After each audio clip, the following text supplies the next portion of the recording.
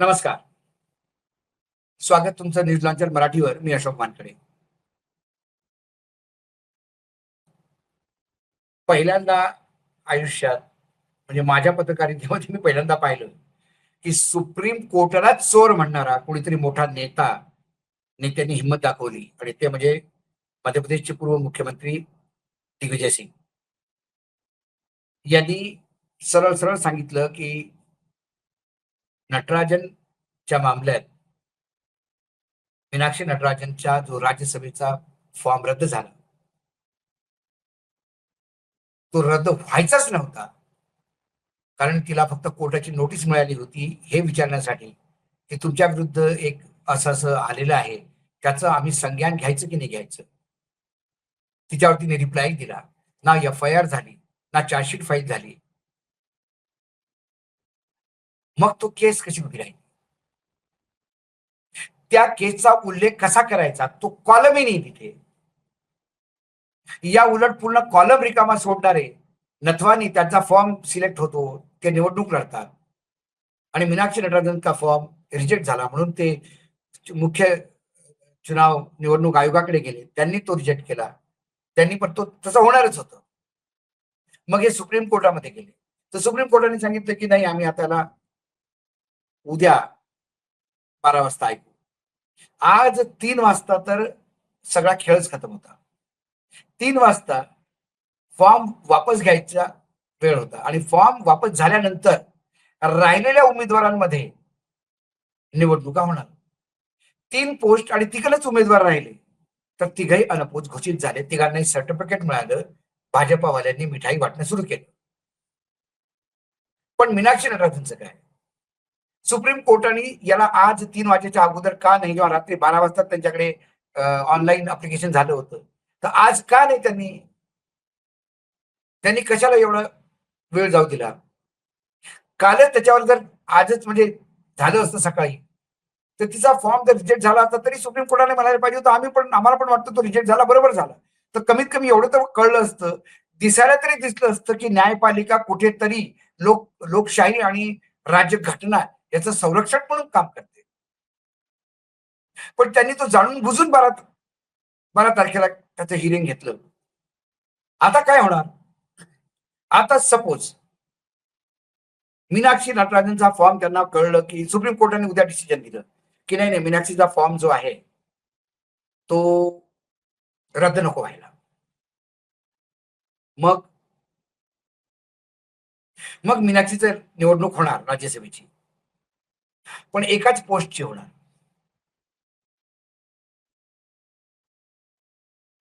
कारण जेव्हा 3 जागांसाठी निवडणुका झाल्या, तेव्हा जिंकण्यासाठी 58 मतं पाहिजे होती एका उमेदवाराला. जर एकच राज्यसभेसाठी जर निवडणूक झाली, तर मग एका उमेदवाराला 125च्या वर मतदान पाहिजे. ते काँग्रेसकडे नाही. हा काय गेम प्ले नव्हता का? आणि हा गेम प्ले नसेल तर मग ही सीट चोरी नाही का? असा आरोप त्यांनी लावला. पण त्यापेक्षा मोठी गोष्ट आज पुण्याला कॉकरोच जनता पार्टीचं मोठं आंदोलन झालं. 7,000 ते 8,000 मुलं होती. पण त्यात पुण्याच्या सिव्हिल सोसायटीनी बरीच मदत केली. विजय कुंभारे होते, विनिता देशमुख होत्या, असीम सरोदे होते.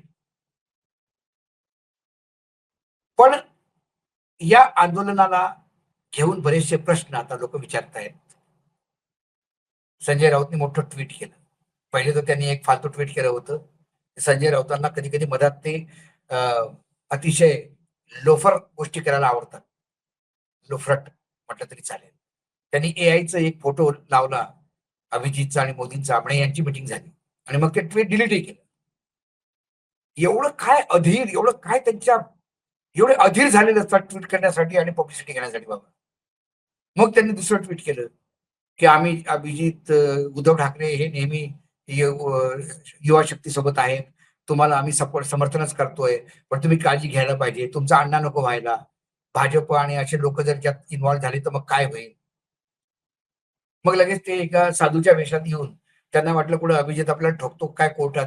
त्याला काही हे होणार नाही. एआयचा फोटो देऊन काही करा तुम्ही उद्या. अभिजितने ते ट्विट रिट्विट केलं. ते म्हणाले, "बरोबर आहे. त्याचं आमचं अन्न नको व्हायला." पण अभिजितच्या आंदोलनात लोकांना काय दिसलं? काय अभिजितचं आंदोलन हे काय आंबेडकरवाद्यांचंच आंदोलन होतंय का काय? हे दलित मुव्हमेंटचाच एक हिस्सा होतो का काय? तो जर झाला तर हे अतिशय धोक्याचं आहे. यासाठी की ही मुव्हमेंट एका जातीची नसून हे पूर्ण विद्यार्थी जगतांची आहे. हे पूर्ण युवा शक्तीची आहे, हे दाखवायला हवं.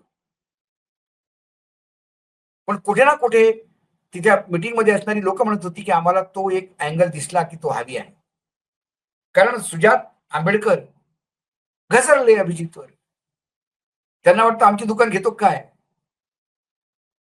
दुसरी गोष्ट, या पुण्यामध्ये हा प्रश्न आम्ही दिल्लीमध्ये सुद्धा घेतला होता. जंतर मंतरमध्ये कोणालाच परमिशन देत नाहीत आंदोलनासाठी. अभिजितला लगेच मिळाली. पुण्यामध्ये जी आंदोलनं होतात, त्याला परमिशन देत नाही पोलीस आणि पोलीस अतिशय वाईट ट्रीटमेंट देतो. उदाहरणार्थ ललित कला केंद्राने एक नाटक बसवलं तिथल्या कलाकारांनी. नाटकामागचं नाटक. म्हणजे पुढे रामलीला चालू आहे आणि पाठीमागं काय असतं स्टेजच्या पाठीमागं काय-काय होतं? त्याचं ते मंचन होतं. म्हणजे रावण आणि राम सोबत चहा पितायत. कलाकारच ना ते. आपण कित्येक वेळा नाही पाहत गावातल्या त्या एका त्याच्या रामलीलाची एखाद्या फिल्म वगैरे दाखवतो, की सीता बिडी पित आहे. म्हणजे पुरुषच सीतेचा रोल करतो, तो बिडी पितो. तो म्हणतो, "ए सीता चल तुझं." वस्त्रहरण काय आहे? मच्छिंद्र कांबळीचं वस्त्रहरण, अजामर नाट्यकृती आजही लोकं पाहायला जातात. हाऊसफुल असतात शो. ती एका नाटकाची तालीम आहे. तसंच त्या रामलीलाच्या पाठीमागचं रामलीला कसं होतं, याचं ते नाटक होतं. पण बजरंग दलवाल्यांनी आणि बाकी लोकांनी उग्र हिंदुत्वानी तिथे येऊन खूप त्या कलाकारांना मारलं, पिटलं, पोलीस स्टेशनमध्ये गेले. पोलीस म्हणे आम्ही काही करू शकणार नाही. सरोदे, असीम सरोदे वकील आहेत मोठे. स्टुडंट फेडरेशन ऑफ इंडिया एस-एफ-आयनी त्यांना एका भाषणासाठी बोलावलं. संविधान राज्यघटनेवर ते भाषण बोलणार होते. युनिव्हर्सिटीने परमिशन नाही दिली. शेवटी त्यांना बागेत बोलावं लागलं. राज्यघटनेवर बोलण्यासाठी सुद्धा तुम्हाला परमिशन मिळत नाही. तिथे अभिजितला परमिशनच नाही मिळाली, पोलीस प्रोटेक्शनही होतं. पण अभिजितच्या भाषणातनं असं कुठेही दिसत नाही, की कुठला एक पक्ष हवी आहे. तो सगळ्याच विषयांवर बोलतो. पण आंबेकर, संघाचे फार मोठे पदाधिकारी, त्यांनी अभिजितला समर्थन करणं किंवा उपराष्ट्रपतीद्वारा समर्थित होणं, कुठेतरी वाटतंय, की हा संघ आणि बीजेपी काही रस्ता तर शोधत नाही ना, याच्या पाठीमागे याच्यामध्ये घुसायचा. आता लखनौमध्ये अभिजितचं हे आहे. लखनौमध्ये ऑलरेडी प्रदर्शन 12 तारखेला जे बनारसमध्ये ज्यांनी आंदोलन केलं त्याच लोकांनी लखनौमध्ये आंदोलनाची 12 तारखेची डेट दिली होती. बनारसच्या आंदोलनकार्यांना भरपूर मारलं बनारसमध्ये. पांडे नावाच्या पोराला अरेस्ट केला. त्याची परीक्षा होती दुसऱ्या दिवशी त्याला नाही सोडलं. 151 मध्ये पण नाही सोडलं. त्याची परीक्षा जाऊ दिली. योगी सरकार. पण आता अभिजित त्यांच्यासोबत जातोय. तर उद्या लखनौमध्ये कळेल आपल्याला, की पोलीस तसाच व्यवहार करतो, की अभिजित असल्यामुळे पोलिसांचा व्यवहार बदलतो. याच पुण्यात एन-एस-यू-आयनी आणि युथ काँग्रेसने जेव्हा आंदोलन केलं याच इश्यूवर, तर त्याला पोलिसांनी लाठीचार्ज केला त्याच्यावर. म्हणजे काय हे काँग्रेसकडच्या काँग्रेसने जे हे पूर्ण प्रकरण लावून धरलं आणि एन-एस-यू-आय आणि युथ काँग्रेसनी जो पूर्ण देशात हंगामा केला, देशातल्या सगळ्या लोकांना, युवकांना जागृत करून आंदोलन करायला सुरू केलं. त्यातली हवा काढण्यासाठी तर हे नाही ना, असा विषय येतो. कारण धर्मेंद्र प्रधानचा राजीनामा दिला तर काय दुसरा धर्मेंद्र प्रधान येईल. पंतप्रधान स्वतः जर लोकांना, मुलांना परीक्षा कशा द्याव्या हे सांगतात मन की बात मध्ये, तर परीक्षा पेपर लीक झाल्यावर त्या परीक्षांचा पंतप्रधानांनी त्याची जबाबदारी घेतली पाहिजे. राजीनामा पंतप्रधानांचा मागायला पाहिजे. नाहीतरी दिल्लीमध्ये कुठला मंत्री आपलं इंडिपेंडंट काम करतो? सगळं तर मंत्रालय पीएमओ मधनं झालं होतं. प्रधानमंत्री सांगतात सैन्याला सुद्धा की ढगाच्या पाठीमागे लपून जा. ते विद्यार्थ्यांनाही सांगतात की कसं काय असायचं. ती इतिहासकारकही आहेत, ते सायंटिस्टही आहेत, ते डिफेन्स एक्सपर्टही आहेत, ते विदेश नीती एक्सपर्टही आहेत. ते विद्यार्थी एक्सपोर्टर आहेत, ते शिक्षाविद आहेत, ते कानूनविद आहेत.